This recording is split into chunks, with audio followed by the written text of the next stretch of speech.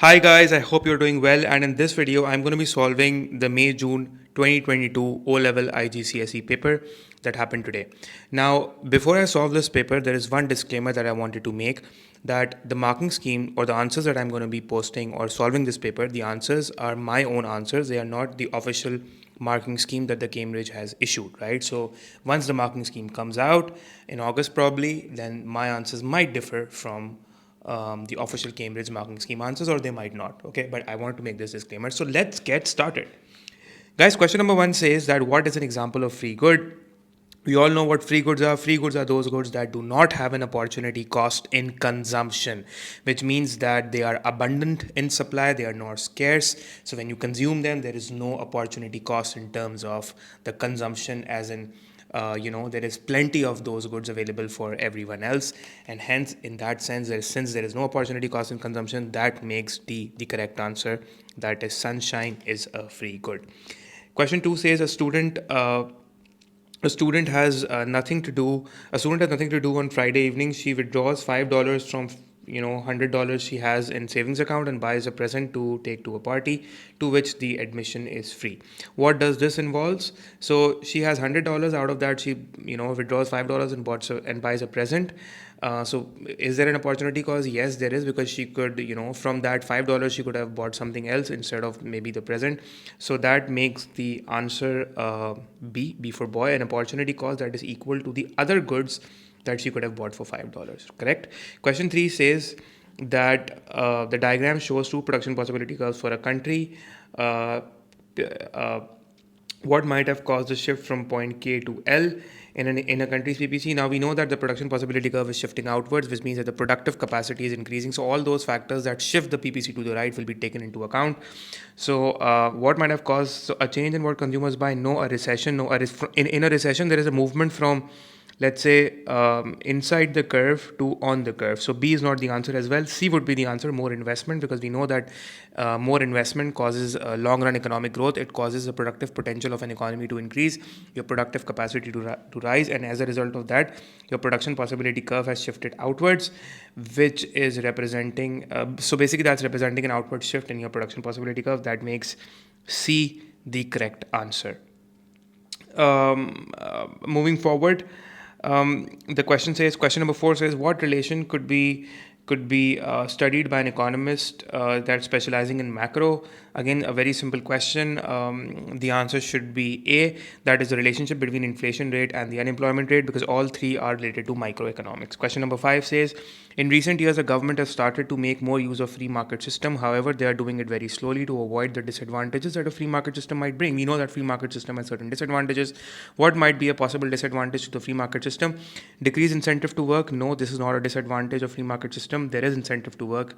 This doesn't make any sense. Decreased level of pollution. No, there is more, as in there is pollution, as in there is a lot of pollution in a free market system because of external cost and market failure. The correct answer to this should be, to question number 5, should be D for David, increase in equality of incomes. Because why? Because we know that in a free market system, it's based on capitalism. It is based on the fact that resources will only be sold to those people who can actually afford it. So it makes poor people, those who cannot afford that, goods and services or expensive goods, will not be able to buy it. So the poor will be deprived from consumption of certain goods that they cannot consume.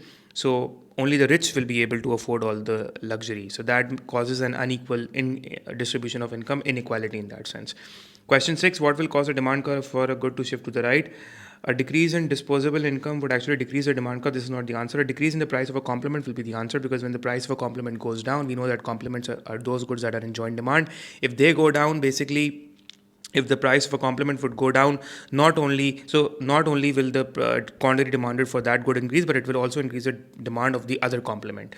So if price of good X goes down, then quantity demanded of good X will go up, and let's say Y is the complement of good X, then demand for Y will actually increase, shifting the demand curve of Y to the right. That makes B the correct answer. Question 7 says, in the diagram, which demand curve is perfectly elastic demand? The correct answer would be D. This is a repeated question from March 2022 that I also solved yesterday. Remember that whenever the demand is whenever the demand is horizontal, It's a horizontal straight linear line. The PD of that line is always equal to infinity. That is perfectly elastic. B is representing perfectly inelastic. This is not the answer. So D is the correct answer. Question number 9 says the table shows the demand and supply schedules for rice. The current price is 2. So let's say at $2, basically what's happening is that the quantity supplied is 25, the quantity demanded is 10. So if quantity demanded is 20, quantity supplied is 25, quantity demanded is 10, that creates a surplus or an excess supply of 15 units, right? Now if the price falls, by the way, this $2 is not the market price, because if this was a this is not a market clearing or equilibrium price. Because if this was the equilibrium price, quantity demanded would be equal to quantity supplied. Anyway, so if the price goes to, let's say, $1, at $1, we know that the lower the price, the higher the quantity demanded. Quantity demanded rises from 10 to 30, while quantity supplied falls because there's a direct relation between QS and P. So if price goes down, quantity supplied goes down. It falls from 25 to 15. So it causes an excess demand. That is a shortage of 15 units. So from a surplus of 15, you're moving to a shortage of 15. The answer is C. Charlie, the market will move from a surplus to shortage. Easy MCQ. Question 9 says the diagram shows fixed cost, variable cost, total cost of a firm and an output of S. What distance represents the firm's variable cost? If S is the quantity, then this distance is representing fixed cost, but they're talking about the variable cost, right? So the variable cost should actually be this distance, that is distance QS, because this line that is starting from the origin, that is upward sloping from the origin starting upwards, is your variable cost line. So this entire vertical distance QS is representing your variable cost. Okay, what would cause profits to be high in a monopoly market? We know that monopoly is basically a single firm that is dominating the market, and monopolies, in order to maintain their profits, in order to maintain their monopoly power and monopoly position, exercise barriers to entry in order to reduce the competition, in order to reduce the entry of new firms in the market. Hence, that makes A the correct answer. So guys, question number 11 says that which firm is most likely to be classified as a small firm in the tertiary sector? We know what a tertiary sector is. It's the service sector. So the answer to this would be boy, because obviously a hairdresser is a service business. So definitely it falls under tertiary sector. Okay. And as far as supermarket is concerned, that is also comes under tertiary sector, but obviously you can debate on the fact that supermarket is a much bigger business catering a much larger market as compared to a hairdresser that might be your road end hairdresser. So in that sense, 11B is the right answer. Question number 12, and by the way, A is obviously comes in the primary sector, steelworks in the manufacturing sector. So yeah, 12 is B. Question 12, Germany is considered as a capital intensive economy while Indonesia is considered labor intensive. What does this means about the economies of Germany and Indonesia? Option A states that capital is relatively cheaper than labor in Germany. This could be the answer, while labor is relatively cheaper than capital in Indonesia. In my opinion, A would be the answer. Why? Because it's saying capital is relatively cheaper than labor in Germany, which obviously means that the price of capital is less in Germany as compared to labor. So that makes Germany more capital intensive, because whether a business would be more capital intensive or labor intensive depends upon 2-3 factors. One is the price of labor over capital, or the price of capital over labor. Also the fact that whether capital is more productive than labor or whether labor is more productive than capital, and also about the nature of the product. That is, whatever product the industry is making, whether nature of the product would be more produced, that would require more machines or that would require more labor. So these are the 3 factors that determine whether the industry should be labor or capital intensive. So definitely, if capital is relatively cheaper than labor, so the price of capital is less than the price of labor in Germany would be capital intensive. Option B, C, and D does not make sense to me. So question number 13 says a bank continues to operate a loss-making branches. So bank has made loss-making branches. It is continuing to operate those branches. Which objective is the bank trying to achieve? In my opinion, the answer should be A for Apple. Growth. Why? Because obviously, if you have loss-making branches, then and if you have many branches, so obviously some of them might be making profits, but if many of them are, let's say, making losses, so your overall as a company, you are incurring, that would reduce your profits. So in that sense, profit maximization is not the answer, because you are not technically maximizing your profits if you have as many loss-making branches. It would bring your overall profit down. But however, if growth is your objective, definitely you are operating those loss-making branches for the fact that, and you're trying to increase your market share. Growth in the sense in terms of, you're trying to maximize your market share and increase your market share and make an impact. So it's not necessary that a business might have many branches that are even loss making, but obviously that still represents an expansion and growth of business. In that sense, A is the correct answer. D is not the answer. Social welfare, definitely a bank is not there to, it's a profit making organization. The objective of a bank is not there to maximize its society's welfare in terms of social welfare. If any business wants to maximize social welfare, in that sense, the objective would not be to make a loss. Social welfare does not mean that you start making losses. Even government organizations do make profits, but they are minimal profits. So social welfare does not mean that you maximize profits. It means that you make enough profits that are just, enough to maybe cover your cost, enough sales that can cover your cost. But that social welfare does not also means that you start making losses. You're not there to make losses. I mean, if you're working for social welfare, okay. So this concept should be clear. Also, the fact that if a business is continue to making so many loss-making branches, it's clearly indicating the objective of growth because it wants to expand in size and capture a bigger market, irrespective of whether they're making a profit or a loss at the moment. Question 14 says the table shows three. This is a repeated MCQ. X, Y, and Z spending their income. What is the likely order of income from lowest income to highest income for these three people? In my opinion, the answer to question number 14 should be C for Charlie, because person Z is spending the most income on his clothing, 50% of his income on clothing. So they're asking from lowest to highest. So obviously from the lowest to the highest, so the lowest person would be the one who spends maximum of his income on, on food and clothing. So in that sense, option Z is basically the one who is person Z is the one who is spending his maximum income on your basic necessities such as food and clothing. Person X is somewhere in the middle because he's spending 35% of his income on, you could say, entertainment and leisure. And person Y on the other hand, person Y on the other hand is spending, the highest. The person Y is the person who's spending his highest income on luxury goods. So obviously, person Z is the one who's spending his maximum on basic necessities. This is basic necessities. While person Y is the one who's spending his maximum of his income on luxury goods. Definitely, he is more rich. That is why. So the answer option that makes C the correct answer. And person X is spending his 35% of his income. So person X is the middle between Z and Y, between the highest and the lowest incomes. Okay. Question number 15 says which activity is correctly linked to the organization that provides it?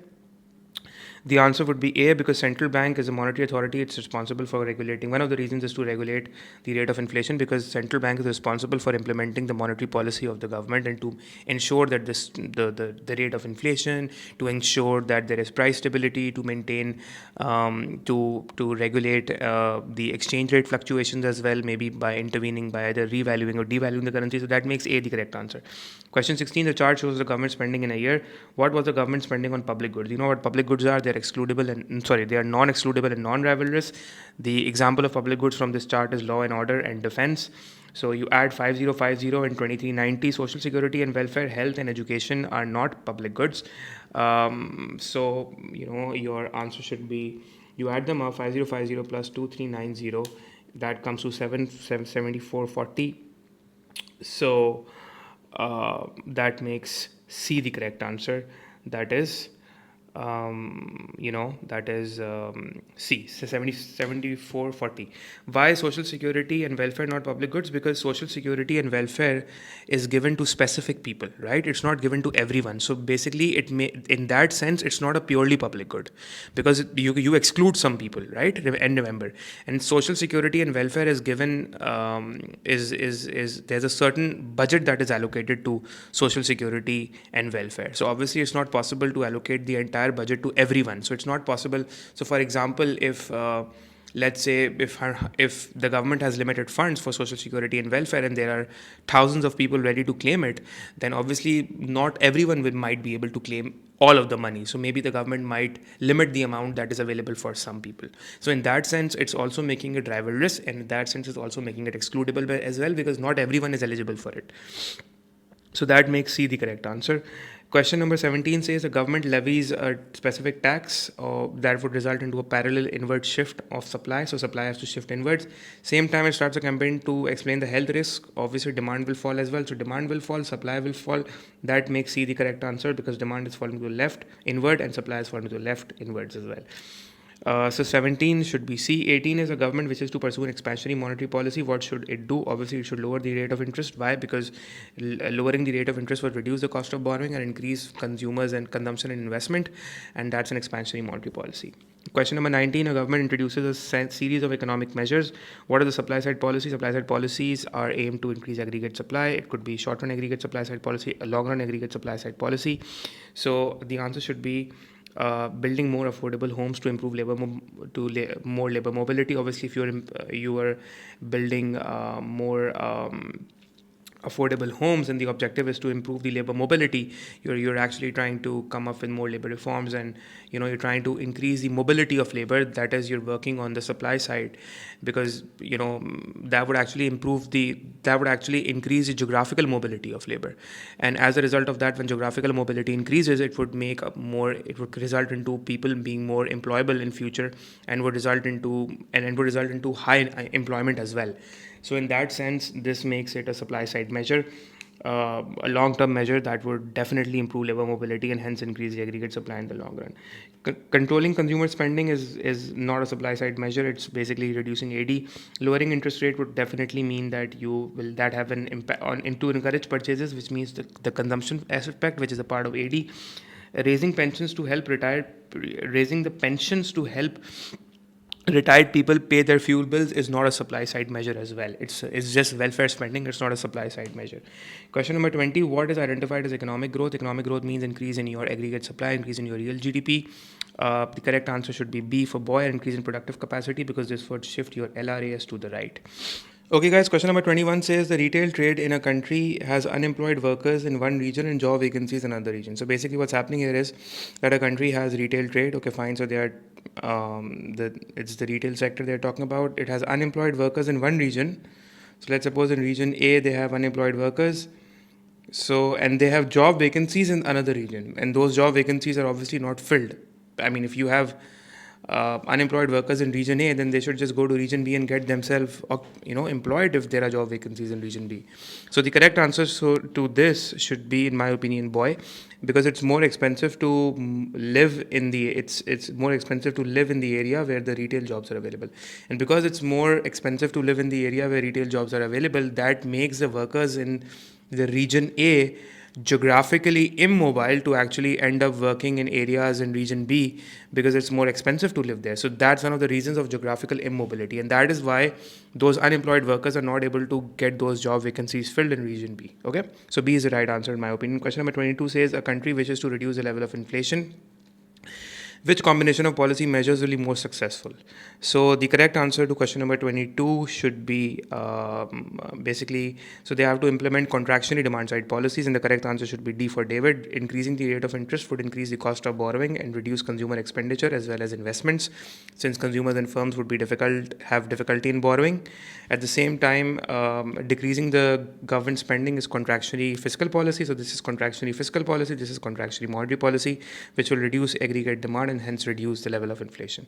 Question 23 states that a government wants to reduce both its budget deficit and the amount of poverty. Budget deficit is basically when your government spending is basically more than your tax revenues, right? So if it wants to reduce the budget deficit, it could either increase the tax revenue or reduce the government spending. But if it reduces the government spending, it would basically reduce aggregate demand, and then it would increase poverty since national income would go down. So what they're talking about is they want to basically also reduce the amount of poverty. So a good way could be that it increases the tax revenue, and they could do this by a good way could be maybe it ends up what do I say? Yeah, my bad. A good way could be that it ends up increasing the tax revenue. Yeah, I was correct. It ends up increasing the tax revenue, and then from that tax revenue, it could use that tax revenue to spend money on welfare benefits and all of that, and that would actually reduce poverty as well. Not only will it reduce absolute poverty, if it's a progressive income tax system, then definitely, if it increases the rate of progressive tax, that would also at the same time, reduce relative poverty as well. So if you increase taxes, your budget deficit would go down, and if you are increasing progressive taxes, progressive direct taxes, that is income taxes, it will also reduce poverty, both absolute and relative. So that makes C the correct answer, because both objectives are being achieved. So 23 should be Charlie. Question 24 states which components in addition to GDP per head are included in the HDI. We know HDI is a composite index. It consists of GDP per capita, the adult literacy rate, and the life expectancy at birth as well. So adult literacy rate, includes your mean years of schooling as well. So basically, question 24 should be C, life expectancy at birth and expected years of schooling. Question 25 says what is likely to cause an immediate decrease in the size of the labor force. We're talking about an immediate decrease in the size of the labor force, not in the size of the population. So the correct answer should be C for Charlie, a reduction in the age of retirement. Because when you, let's say according to the law of your countries, you retire at the age of, let's say, 60 years, right? But you reduce it to, let's say, 57. So all those people who are 57 years old, they would immediately retire, and then they would be out of the labor force, because when you retire, you're out of the labor force because you're not now willing and able to work. You've retired, you have exited the labor force.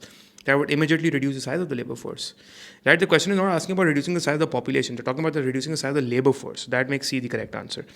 26. The table shows some economic indicators. Which increase in the first indicator is most likely to lead to an increase in the second indicator? So let's say if you increase the consumer spending, your unemployment should actually, as in go down, not increase. So this is not the answer. We're actually trying to increase both. If you increase inflation, then trade surplus should actually go down. So this would also not be the case. It would be D, because if you increase productivity, your efficiency in the economy would go up. Productive efficiency would go up, which would increase your aggregate supply, and that would increase your real GDP and national income. So technically, what will happen is that your aggregate supply curve is shifting to the right, which will increase your national income from Y1 to Y2, and this increase in national income would also increase your living standards because your GDP is going up. So D, that makes D the correct answer. 27. The price of a currency in a fixed exchange rate system is reduced. So the price of if you're reducing the value of your exchange rate, if you're reducing the value of your exchange rate, that's basically, and if it's a fixed exchange rate system, it's basically known as devaluation. It would have been depreciation if it would have been a floating exchange rate system. 27 is C. 28. A government removed the quota on goods imported into the country. So if you remove the quota, you're allowing free trade. Technically, when people will basically go back to imported goods, and it will reduce the demand for your domestic goods. So a decrease in demand for domestic production, because the demand for domestic goods will fall. So 28A is the correct answer. Question number 29 says what is most likely to result from a reduction in the value of a country's currency if there are no other changes in the economy. So if we're reducing the value of a country's currency, let's suppose a dollar is worth £3 in the economy. The value of the external value of dollar is £3, and now the currency falls to, let's suppose, £1.5. So it's basically the currency depreciates. So that will actually and let's assume that we are the USA's economy and dollar is our currency. So in that sense, initially what's happening here is that if you are reducing the value of your country's currency, what is basically happening here is that your price of imports is basically rising, because and your export prices are actually going down. So import prices are going up, export prices are going down. Why? Because let's suppose now from $1 the consumers and firms in the USA could import £3 worth of goods, but now from the same $1 you can only end up importing £1.5 worth of goods, right? And in the same way, the people in the UK economy had to pay £3 to buy £1 worth of good. Now they only have to pay £1.5 to buy $1 worth of goods. So the price of exports is going down while the price of import is going up. Now let's see the answer option. Export prices will rise. No, it is falling. Import prices will rise. Yes, import prices are rising. Price of imports is going up. So that makes C the correct answer. So 29 should be C for Charlie. Okay, moving forward, question number 30 says the last question: the government of a low-income countries, poor countries, often allow MNCs to mine the minerals in their country. Okay, obviously for development and economic growth. Which conflict between benefit and cost? Obviously, there is a conflict between benefit and cost. Benefit and cost they always conflict between each other. Might So basically they're just talking about the benefit and the cost of this, right? So the benefit to this would be, yes, it would provide more employment opportunities for the poor countries, for the low income countries, and yes, there would be loss of finite resources. Definitely these minerals are scarce, they are part of land that is a natural resources, and it would result into, maybe their overutilization might result into depletion of these natural resources. So yes, there would be loss of finite resources. That makes B the correct answer. So yeah, that's it, guys. This was pretty much about today's paper. An overall view was on this paper is that overall it was an easy paper, not a quite complicated one. And yeah, I probably the threshold might be high, it might not be that low. So yeah, that's about it, guys. I hope you enjoyed this video. I'll see you all around the next video. Until then, take care and all the best for your results.